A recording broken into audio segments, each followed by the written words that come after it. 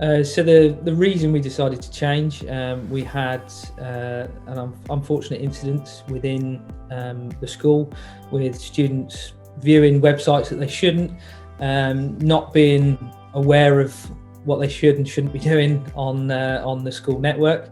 And the reason we just decided to change and implement Smoothwall was purely, it's a well-known company. I've used it in previous schools before, and we've been able to really integrate what teachers are able to view on Smoothwall, what students are able to view, and it gave us more of a diverse system that goes right the way through the school, from headmaster, headmistress, deputies, right the way through, in order to see exactly what people are searching for.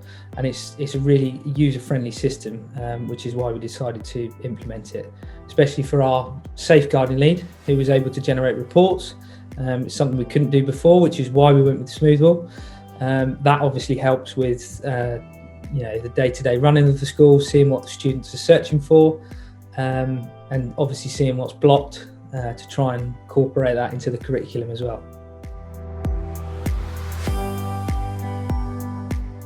Probably highest priority on my list. I think that with real time, it gives you the opportunity to see exactly what the kids are searching for, straight away. If there's an incident that kicks off, if there's a story that we particularly don't want the kids to see, if something major happens, then we can stop it right away. We've seen the first hit, we can stop 30 more hits, whereas with other systems you can't do that.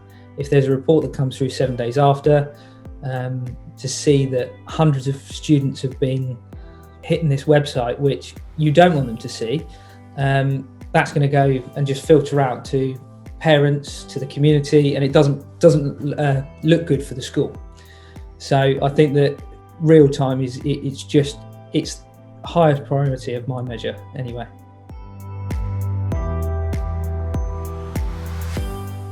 The friendly user experience that you get using Smoothwall, it's hard to find a system that you can train staff on. Everything's in its place, everything's super easy to navigate. Other systems aren't, which causes issues. If it's blocking a website, it's super easy with Smoothwall. You know where to go, you know where to block it, you know what group to block it for. Whereas other systems, you could be going through multiple different channels to try and block a website. And I think having the system to implement at Conifers and train our safeguarding lead on how to generate her reports, even though they're generated automatically, which is another reason we went with Smoothwall.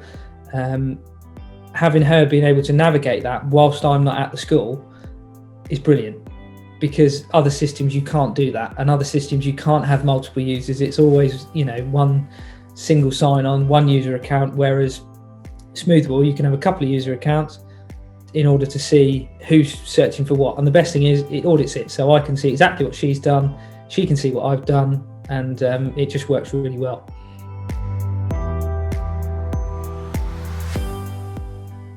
I think the impact's big enough that we're now able to involve filtering and e-safety into the curriculum a little bit more.